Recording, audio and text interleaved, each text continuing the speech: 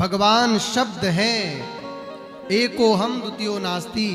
भगवान ही है दुनिया को बनाने वाले, दुनिया को चलाने वाले और अंत में दुनिया को मिटा देने वाले। ईश्वर ही सबको बनाते हैं। सारा जगत भगवान की बनाई गई, प्रत्येक यहाँ तक मानव भी नश्वर है, चला जाता है। ये तीन प्रकार के ताप जब हमारे जीवन में पीड़ा देना प्रारंभ करते हैं, हमारी बड़ी से बड़ी आनंद की स्थिति, शांति हमारी अशांति में बदल जाती है। बोले हाँ या ना? कितना शांत जीवन हो, कितना आनंद बढ़िया जीवन चल रहा हो, लेकिन जब ताप आते हैं, अभी अचानक से कोई दर्द उठ जाए,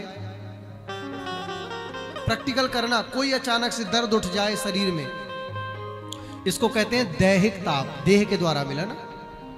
बहुत बड़ी दुनिया के स्टारडम के मालिक हो, बहुत बड़े फैक्ट्री के ओनर हो, माने नहीं रखता। कितने बड़े तुम्हारे घर में नौकर चाकर लगे हैं, माने नहीं रखता। लेकिन छोटा सा दर्द पूरी अशांति फैला देता है, पूरी अशांति, पूरी तरह से अशांति फैलाता है। पूरा जीवन निरर्थक लगता है, सार्थक नहीं लगता, पूरा जीवन निरर्थक है। कई लोगों को यहाँ पता ही नहीं चला होगा कि कथा हो रही है। अब जितने लोगों को पता चला कि प्रद्युम्न जी आए हैं, वो तो आ गए। इतनी बड़ी दिल्ली में ये हमारा सेक्टर 24 रोहिणी। लेकिन आप बताना, मैं आपको कथा सुना रहा हूं ना, अब आप मेरा एक काम करना, एक एक को बताओगे। तुम्हारे सबके 2-2 4-4 दोस्त होंगे, है या नहीं? है या नहीं? है ना? तो एक एक को भी लाओगे, 1 के 2, 2 के 1, 2 के 3, ऐसे ऐसे करके आनंद होगा। सबसे बड़ा दानी कौन? बोले जो कथा का दान कराए। उससे बड़ा दानी कौन? जो अपने माध्यम से कथा किसी को श्रवण करा दे। और उससे बड़ा दानी कौन? बोले जो अपने जीवन की मेहनत से कमाई गई राशि 2 पैसा किसी ऐसी जगह में दान कर दे कि उसके दान से किसी को छाया मिल जाए, किसी भूखे को रोटी मिल जाए, किसी को वस्त्र मिल जाए। उससे बड़ा संसार का भैया कोई दान ही नहीं होता। यही तो करने आए हैं।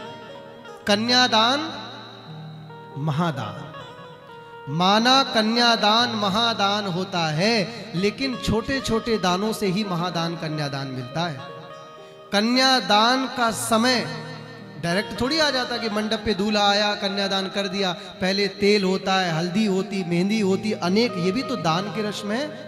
बिटिया को मेहंदी लगाते हैं, हल्दी चढ़ाते हैं, अनेक रस्म होती हैं। तब जाकर के कहीं वो शुभ बेला आ पाती है कन्यादान वाली। तो पहले आप भी वस्त्र दान से आगे बढ़िए, द्रव्य दान से बढ़िए, छाया दान करिए, किसी भूखे को भोजन का दान करिए, किसी प्यासे को पानी का दान करिए। तब जाके आपके जीवन में एक दिन ये दिन आ जाएगा कि जिससे आप ये कथा का दान भी कर पाएंगे।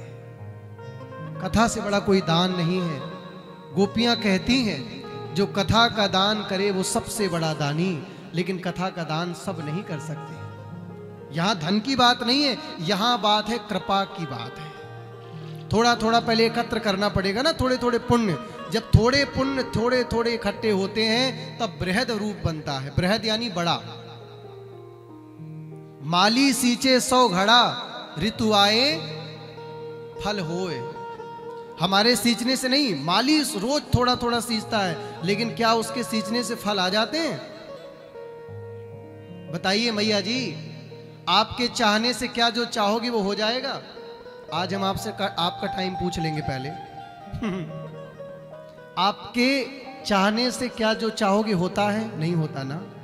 जो भगवान चाहते हैं वही होता है। जो भगवान कराते हैं वही हम करते हैं। जो भगवान हमारे जीवन में आगे प्रेरणा हमें देते हैं, उसी के अनुसार हम अपने जीवन को आगे बढ़ाते हैं। तो आपको जब कोई कहे ऐसा करो, और आपके अंतःकरण से जब प्रेरणा मिले, तो याद रखना, आप बिना सोचे समझे आगे बढ़ जाना। अच्छे विचार, कहीं तीर्थ जाने का, 2 पैसा दान करने का, कुछ शुभ करने का अगर मन में प्रकट हो, तो याद रखना ये भगवान की दी गई प्रेरणा, तुरंत इनको करना, तुरंत। नहीं तो अच्छा विचार, अच्छी पुस्तक, अच्छी कथाएं, अच्छा संग, अच्छा व्यवहार जीवन में बहुत टाइम तक नहीं रहता, थोड़े टाइम के लिए आता है। तुम 7 दिन के बाद तुम्हें कौन कहने वाला है तुम क्या करोगे, क्या नहीं करोगे, क्या करने वाले हो? भाई बहन, कौन कहेगा? 7 दिन के लिए यदि तुमको भागवत के रूप में, शब्द के रूप में कोई प्रेरणा कर रहा है, तो अपने ऊपर बहुत कृपा मानना, बहुत कृपा। इस संसार में कोई सुखी नहीं है। बस तुम्हें दिखते हैं जैसे दर्पण में मुख और संसार में, लेकिन होता नहीं है, केवल दिखाई देता है, केवल दिखाई देता है।